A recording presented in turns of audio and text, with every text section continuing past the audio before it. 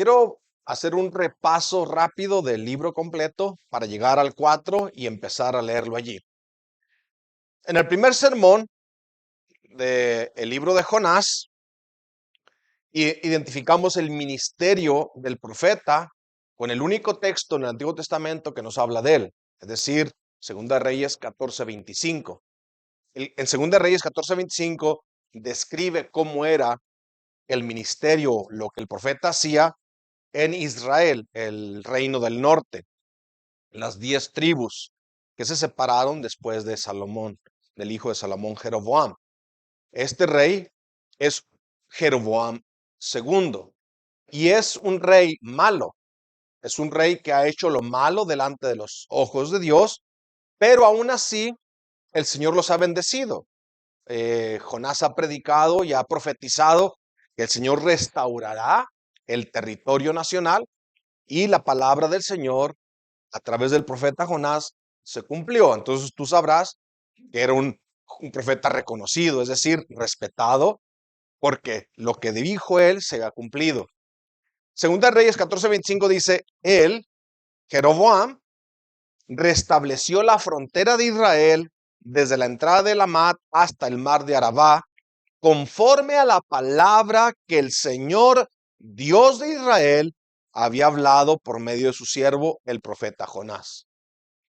Entonces, su ministerio era uno que se respetaba por haber sido cumplida su profecía.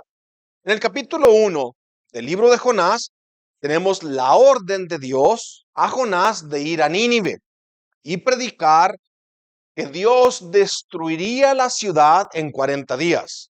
De aquí a 40 días, Dios va a destruir Nínive. El profeta responde huyendo. Si Nínive estaba al sur, él va al norte, lo más lejos posible del territorio de los ninivitas, contrario a la orden del Señor. Leemos que Dios persiguió al profeta por pura gracia, por pura misericordia. Y sí, en el relato, mis hermanos, leemos de una gran tormenta, y allí en esa tormenta era la misericordia de Dios persiguiendo al profeta. Leemos de un pez grande tragándose al profeta. Y también ese pez grande era la gracia de Dios buscándolo. Al ojo humano todo parecería como que el juicio de Dios estaba cayendo sobre el profeta. Pero según el relato bíblico, era Dios protegiendo al profeta. Así vieron la cruz de Cristo. Cuando Cristo estaba en la cruz, el mundo que lo vio, dijeron, Dios lo castigó. Dios lo castigó. Ese es castigo de Dios por la blasfemia de llamarse a sí mismo Hijo de Dios. En el capítulo 2 leemos del Salmo de Jonás. Allí, adentro del pez, en el estómago de este gran pez, el profeta clama al Señor y el Señor oye su voz. El profeta se arrepiente, confiesa su pecado y luego reafirma el carácter de Dios y luego termina con la seguridad completa en esta frase. El profeta Jonás, cuando está dentro del pez, termina su oración afirmando, la salvación es del Señor. Es decir, la salvación la tiene Dios, es su propiedad. Tú no puedes salvarte a ti mismo, tú no la puedes encontrar en ningún otro. La salvación es del Señor. En Él es el que la puedes encontrar y en ningún otro más. En el capítulo 3,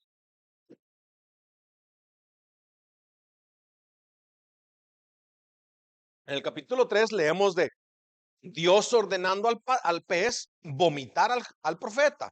El profeta es vomitado en tierra y luego lo envía otra vez. Ve a Nínive y predica. De aquí a 40 días, Nínive será destruida. ¿Y qué pasa, mis hermanos? Esta ciudad de 3 días de camino escucha la predicación de Jonás un día.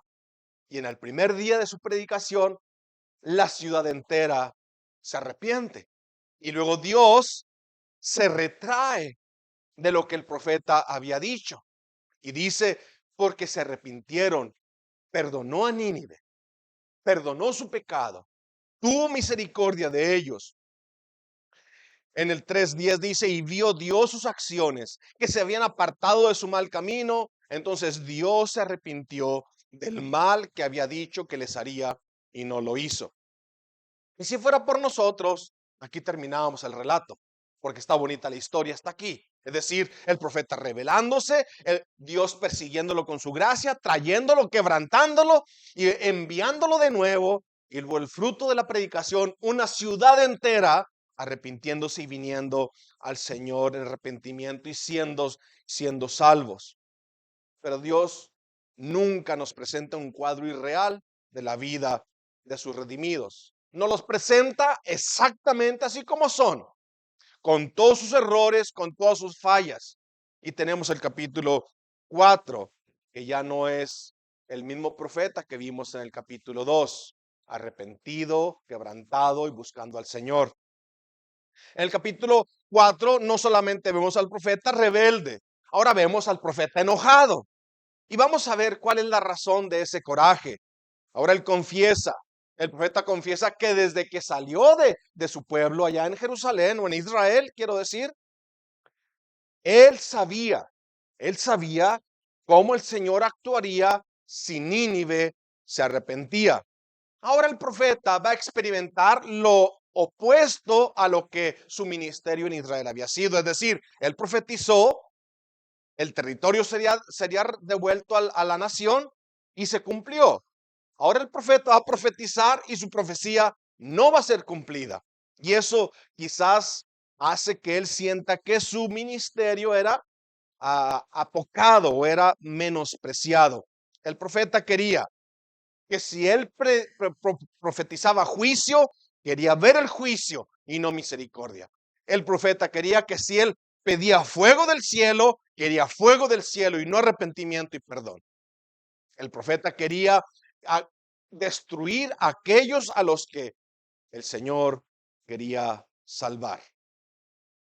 Él sabía lo que era disfrutar del reconocimiento de la nación, de sus profecías, pero ahora la predicación del evangelio llevaría a este pueblo de gente pagana, ignorante, dice el Señor mismo, que no pueden distinguir de su mano derecha o de su izquierda. Son ingenuos, ignorantes, completamente idólatras. Y el profeta iba a experimentar el poder de la predicación, del arrepentimiento, de la salvación, de Dios quitando la amenaza que había dicho que vendría sobre la ciudad. Mis hermanos, ¿cambia Dios? No, jamás. Dios es el mismo. Es el mismo, Él es inmutable, sin pasiones, sin necesidades, autosuficiente. Él es el gran yo soy. Él no depende de nadie, todo depende de Él. Pero si te arrepientes y pones tu fe en Cristo, Él perdonará tus pecados siempre. Y si te rehusas humillarte, si no vienes y confías y pones tu fe en Cristo, Él castigará con fuego eterno siempre. Siempre. No cambia. Donde se produce el cambio es en ti, no en Dios. La situación de Nínive cambió de ser el objeto de la ira de Dios a ser el objeto de la misericordia y del perdón de Dios, de enemigos a hijos de las tinieblas, a su luz admirable, de un corazón de piedra a un corazón de carne, de blasfemos a adoradores. Y aquí hay una separación del mundo de pecado, de la esclavitud del pecado y de la esclavitud de Satanás. Y hay una unión con Cristo, hay una unión con su pueblo, con su congregación, por medio del Espíritu Santo, para gloria de Dios Padre. Y si esta unión y esta división no se entienden correctamente, causará frustración y causará confusión. ¿Cuál era el pecado de Jonás? ¿Cuál era el pecado de Jonás? Quizá quería que Dios salvara a su pueblo y no a los ninivitas. 150 años el pueblo de Israel se había rehusado escuchar la palabra de Dios. Y si algo sabía Jonás, es que lo que el Señor hizo en Nínive lo podía haber hecho también en Israel. Pero al Señor le plació salvar a esta ciudad. ¿Estaba de acuerdo el profeta? No, él estaba de acuerdo en profetizar destrucción. Estaba de acuerdo en profetizar juicio. Eso no es lo que trajo coraje a él. Fue el fruto de la predicación que no le gustó. El perdón y la salvación de los enemigos del pueblo de Dios. Así que veamos nuestra porción de la escritura de esta manera. La predicación de Jonás, los frutos de esa predicación, bajo estos dos encabezados. Una perspectiva distorsionada de la predicación del evangelio y una perspectiva bíblica. Una distorsión, una perspectiva distorsionada de lo que es enviar la palabra enviada y una perspectiva bíblica. Una perspectiva distorsionada, versículos del 1 al 4. Lean conmigo.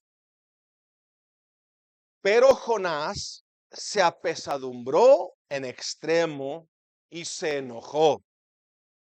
Cuando Nínive se arrepintió, Jonás tuvo coraje y oró al Señor y dijo: ahora, oh Señor, ¿no es esto lo que yo decía estando aún en mi tierra? Por eso me apresuré a huir a Tarsis, porque yo sabía yo que tú eres Dios clemente y piadoso, tardo en enojarte y grande en misericordia, y que te arrepientes del mal. Ahora pues, oh Señor, te ruego que me quites la vida, porque mejor me es la muerte que la vida. Su visión de la predicación del evangelio no concuerda con la voluntad de Dios. Y veremos el problema. Veamos ahora cómo el Señor lo lleva a una explicación correcta, es decir, una perspectiva correcta, cómo es que se entiende el evangelio de los versículos 5 al 10. Y salió Jonás de la ciudad y acampó hacia el oriente de la ciudad, y se hizo allí una enramada y se sentó debajo de ella a la sombra hasta ver qué acontecería en la ciudad. Es decir, quizás Dios no perdonaría, quizás el arrepentimiento de los ninivitas fuera falso y al final de todo su profecía sería cumplida y la ciudad sería destruida. Y preparó el Señor Dios una calabacera, la cual creció sobre Jonás para que hiciese sombra sobre su cabeza y le librase de su malestar. Y Jonás se alegró grandemente por la calabacera. Pero al venir el alba al día siguiente, otra vez, ponga atención, Dios preparó un gusano, el cual hirió la calabacera y se secó. Y aconteció que al salir el sol, preparó Dios un recio viento solano. Y el sol hirió a Jonás en la cabeza y se desmayaba y deseaba la muerte, diciendo: mejor me sería para mí la muerte que la vida. Entonces dijo Dios a Jonás: ¿tanto te enojas por la calabacera? Y él respondió: mucho me enojo, hasta la muerte. Y dijo el Señor: ¿tuviste tu lástima de la calabacera, en la cual no trabajaste, ni tú la hiciste crecer, que en espacio de una noche nació y en espacio de otra noche pereció? ¿No tendré yo piedad de Nínive, aquella gran ciudad donde hay más de 120,000 personas que no saben discernir entre su mano derecha y su mano izquierda, y muchos animales? Y así termina el relato. Vamos a orar, vamos a pedirle al Señor que podamos aprender nosotros de este capítulo. Padre eterno, es tu palabra, Señor, es tu palabra la que ha sido enviada. Permite, Señor, que a pesar de mi incapacidad, tu pueblo escuche. Habla, Padre, a nuestros corazones a través de esta porción de las Escrituras. Tú eres el que sostiene tu iglesia, Señor. Tú eres el que diste tu vida por la iglesia. Tú eres el que viene por su iglesia, Señor. Es tu pueblo el que te habla y te pide ahora, Señor, háblanos. y abre nuestros oídos para poder escuchar tu voz. Te lo pedimos, Padre, en el nombre de tu Hijo amado, Cristo Jesús. Amén. Una perspectiva distorsionada de lo que es la predicación del Evangelio. Y una división, hay una división entre el mundo y la iglesia, entre el incrédulo y el creyente. De eso no hay duda. La Biblia es muy clara en ordenarnos en 2 Corintios 6:15, cuando pregunta, ¿y qué concordia o qué acuerdo hay entre Satanás y Dios? Y la respuesta es ninguno. ¿O qué acuerdo hay entre el incrédulo y el creyente? ¿Qué tienen en común el creyente con el incrédulo? Se lee de la Biblia a las Américas. Y la respuesta es, no debe haber ningún acuerdo común entre los incrédulos y los creyentes. La Escritura añade, de aquellos que se desviaron de la doctrina de Cristo, como los que salieron de nosotros. Una división, una línea que divide a un grupo y a otro grupo. Los que tienen la doctrina de Cristo, según 2 Juan, versículo 9, tienen al Hijo y a Dios, al Padre. El que no tiene la doctrina de Cristo, no tienen ni a Dios ni al Hijo. 1 Juan 2:19 nos dice así, salieron de nosotros. Distinga estos dos grupos. Salieron de nosotros, pero no eran de nosotros. Porque si hubiesen sido de nosotros, habían permanecido con nosotros, pero salieron para que se manifestase que no todos son de nosotros. Aquí el nosotros es los que están adentro, es decir, el pueblo, la congregación del Señor, los que han sido redimidos, los que están conectados, los que están en Cristo, los que perseveran en la palabra del Señor, que no aceptan mandamientos de hombres. Y los que salieron son los que niegan la doctrina de Cristo para seguir una religión de mandamientos de hombres, de inventos humanos, de imaginación de hombres perversos. Entonces, nos encontramos con este asunto serio. Los que están adentro, los que están afuera. Pero escuche bien que es esencial entender los límites. ¿Qué significa los de adentro? ¿Qué significa los de afuera? Mis hermanos, en la proclamación del Evangelio es tratar de cruzar ese límite y alcanzar a los que están afuera. Es la predicación del Evangelio la que nos rescató a nosotros. Es la predicación del Evangelio la que nos sostiene a nosotros. Pero en esta predicación no podemos perder de vista a los que están afuera. No es engordar nosotros en nosotros mismos. La predicación de la palabra no se detiene aquí en los que están adentro. Tenemos que tener en cuenta a los que están afuera.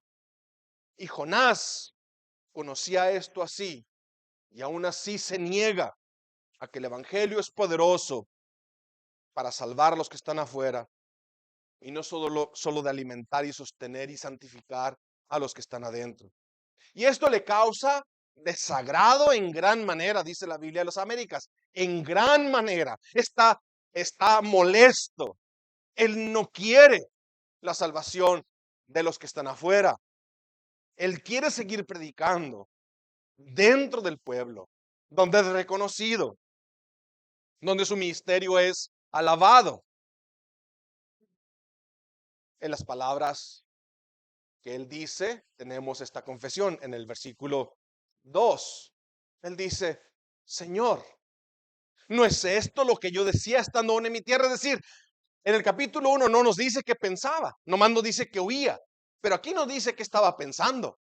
Yo sabía que tú eres Dios clemente y piadoso. Yo sabía que eres tardo en enojarte y de grande misericordia. Yo sabía que te arrepientes del mal que has dicho. Yo sabía que quitas la amenaza de aquellos sobre aquellos que se arrepienten. Yo lo sabía. Por eso no quería venir. Por eso no quería venir. Señor, yo sabía. Yo sabía. Yo sabía.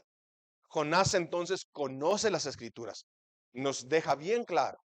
Al describir el carácter de Dios, nos deja claro que Jonás conocía cómo era El Señor Dios clemente y piadoso, tardo en enojarse. Y si alguien experimenta esto a diario, mis hermanos, somos nosotros. ¿Cuántas veces terminamos el día cuestionándonos por qué no nos mató? ¿Por qué pudimos ofenderlo? ¿Por qué pudimos ofenderlo y por qué nos tuvo tanta paciencia? ¿Y por qué nos tiene tanta misericordia? Yo sabía que tú eres tardo para enojarte. Yo sabía que tú eres grande misericordia y que te arrepientes de castigar cuando hay arrepentimiento.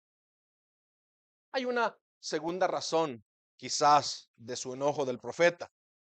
El profeta conoce la infidelidad de Israel.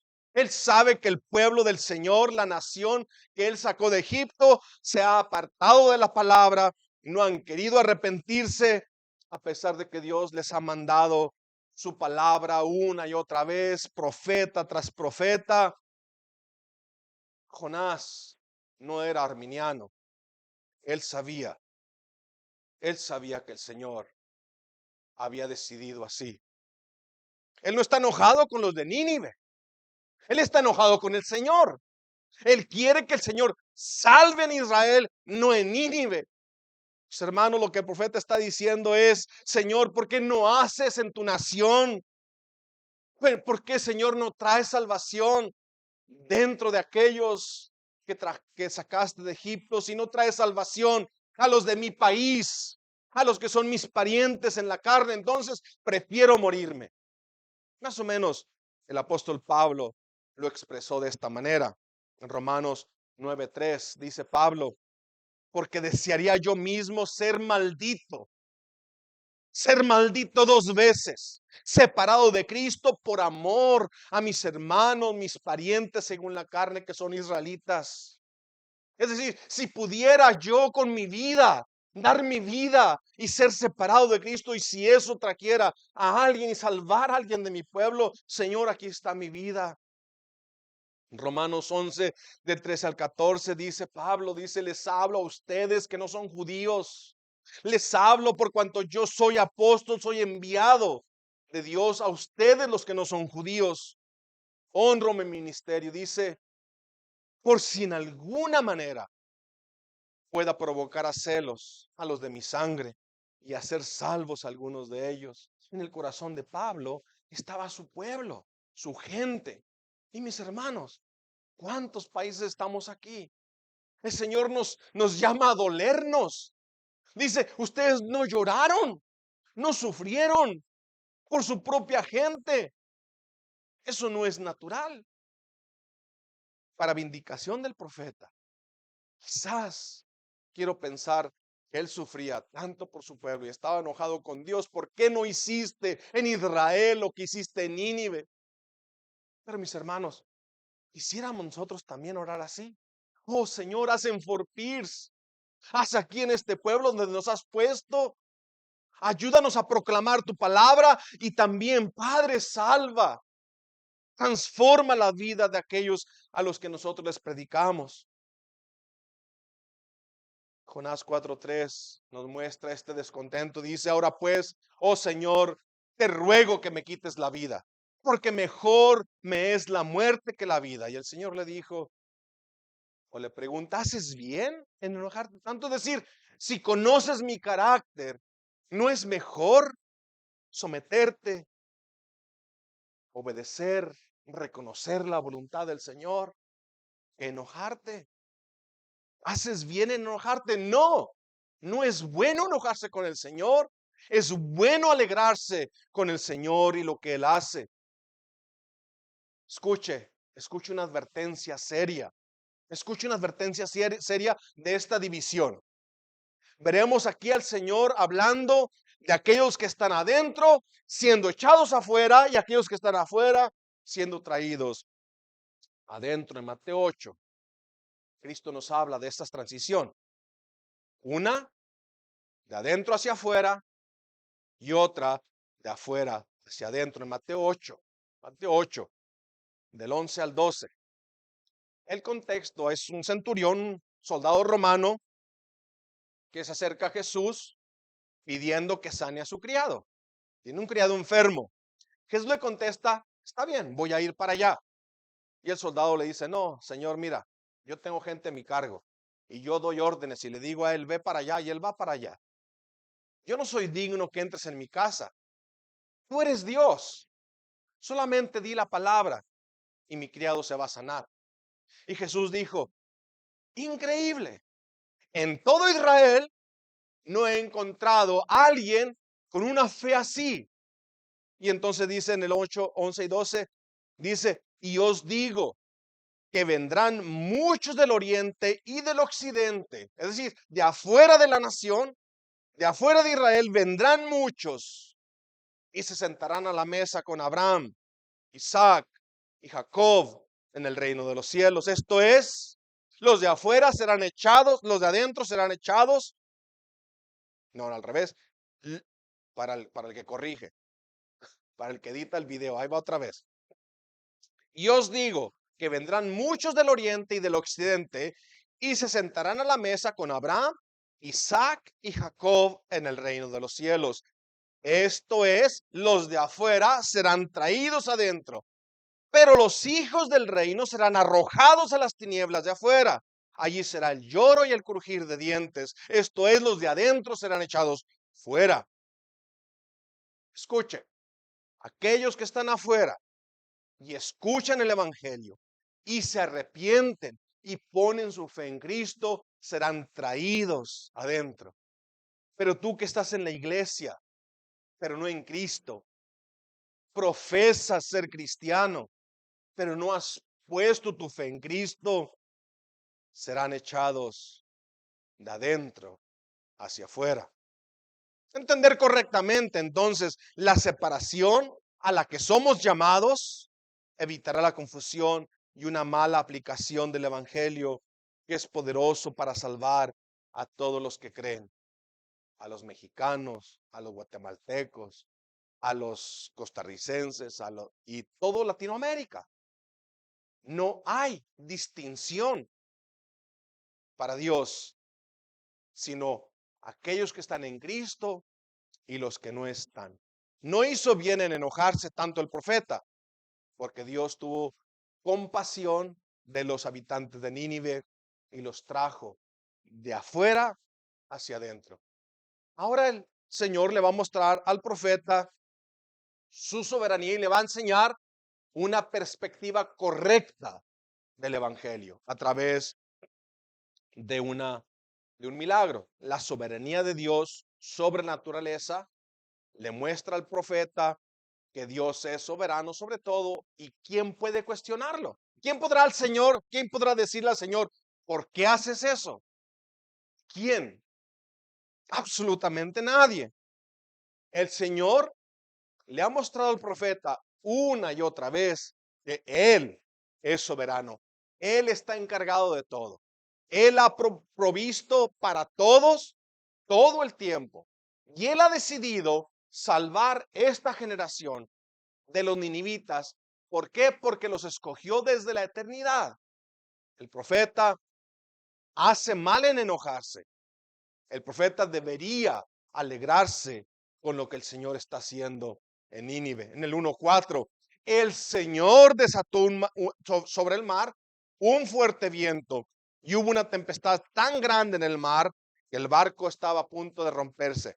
1:17, el Señor dispuso un gran pez que se tragara a Jonás, y Jonás estuvo en el vientre del pez 3 días y 3 noches. En el 4:6, y el Señor dispuso que una planta creciera sobre Jonás para que hiciera sombra sobre su cabeza y lo librara de su incomodidad. 4:7, y Dios preparó un gusano, el cual hirió la cabecera y se secó. Y el 4:8, y sucedió que al salir el sol, Dios dispuso un sofocante viento solano. El sol hirió la cabeza de Jonás y él desfallecía y deseaba con toda su alma morir, diciendo, mejor me es la muerte que la vida. Dios es soberano sobre todo y sobre todos. ¿Acaso era Dios en Israel solamente?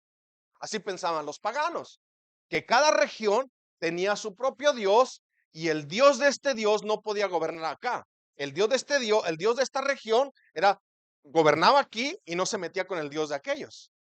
Pero el Dios nuestro es Dios sobre la tierra, sobre el cielo y sobre el mar. Es Dios sobre la creación completa. ¿Acaso el profeta no conocía la promesa hecha a Abraham? Que en sus simientes serían benditas todas las naciones. ¿Acaso no conocía el llamado del salmista exhortando a todos los habitantes de la tierra a adorar a Dios? ¿No terminan los salmos así? Todo lo que respira, alabe al Señor. Y el Salmo 96:1, cantad al Señor un cántico nuevo, cantad al Señor toda la tierra, cantad al Señor, bendecid su nombre, anunciad de día en día su salvación, proclamad entre las naciones su gloria y en todos los pueblos sus maravillas, que todo lo que respira alabe al Señor. ¿Por qué? ¿Por qué tener envidia de que el Señor salva? ¿Por qué? Eso no era bueno. Enojarse la salvación de la generación de los de Nínive a las que le predicó Jonás es una muestra solamente del misterio del que el apóstol Pablo habla. Escuche, escuche este misterio maravilloso. Misterio en el sentido de que es tan grande lo que se anuncia que escapa la capacidad nuestra de pensar. Es misterio en el sentido de que es demasiado, demasiado inmenso pensar, meditar que el Señor, el creador del cielo y de la tierra, en esta mañana te está hablando a ti. Que Él se ha acercado a nosotros, que Él ha querido darse a conocer. Nosotros no podríamos conocer nada de Él si Él no nos dice cómo es Él. Él quiso darse a conocer. Primera Timoteo 3:16 es como un pequeño catecismo, es como una pequeña confesión de fe. Y dice Pablo a Timoteo, indiscutiblemente, grande es el misterio de la piedad.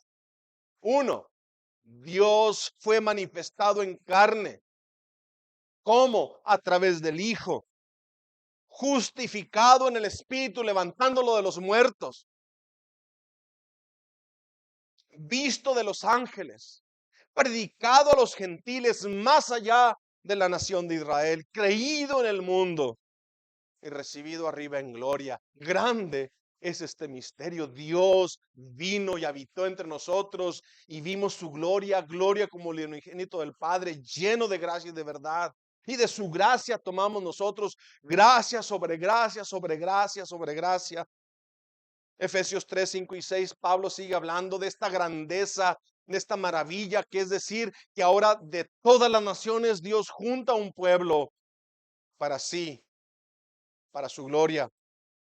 Este misterio que en otras generaciones no se dio a conocer a los hijos de los hombres, como ahora es revelado. De esta manera no fue, pero aún así, en el enviar a Jonás a predicar a Nínive, ahí estaba su propósito de salvar a todos los pueblos o de entre todos los pueblos. Este misterio que en otras generaciones no se dio a conocer a los hijos de los hombres, como ahora es revelado a sus santos apóstoles y profetas por el Espíritu. Este misterio que los gentiles, es decir, tú y yo, nosotros somos coherederos y miembros del mismo cuerpo y copartícipes de las promesas en Cristo Jesús por medio del Evangelio.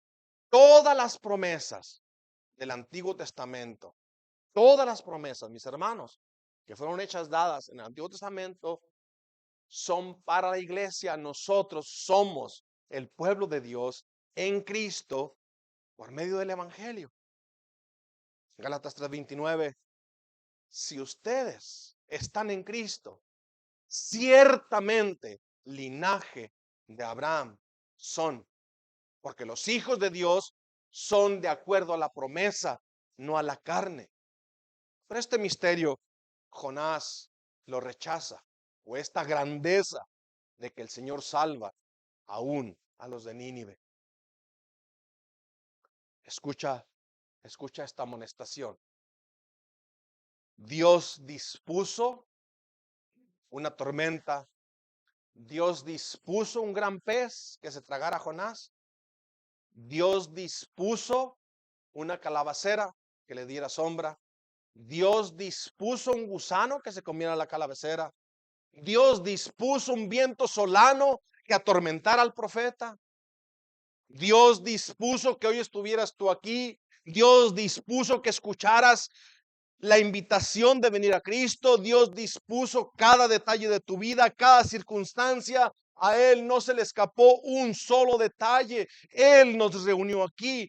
Él nos dio su palabra. Él nos ha hablado en este día a través del profeta Jonás.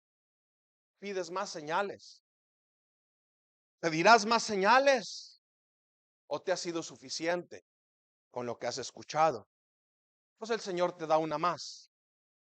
El Señor te da una más. En Mateo 12, del 38 al 41, vinieron a pedirle señales. Entonces él respondieron a algunos de los escribas y los fariseos, le dijeron: Maestro, deseamos ver señal de ti.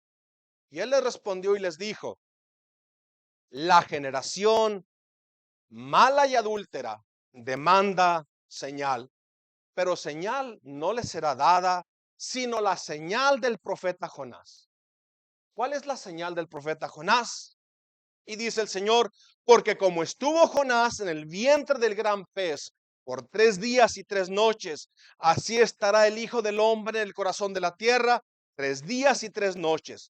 Los hombres de Nínive se levantarán en el juicio contra esta generación y la condenarán, porque ellos, cuando Jonás les predicó, se arrepintieron. Y he aquí, más que Jonás en este lugar. Usted no escuchó la predicación de Jonás. Usted escuchó la predicación del Hijo de Dios. Viniendo ahora en estos días, el Señor nos habla a través del Hijo. Es tan grande esta cosa, es tan maravilloso pensar que no nos acercamos a un monte temblando y humeando, no nos acercamos a un templo forrado de oro, no nos acercamos al mar rojo dividido en dos. No, nos acercamos a alguien más grande que todo eso, a Cristo Jesús.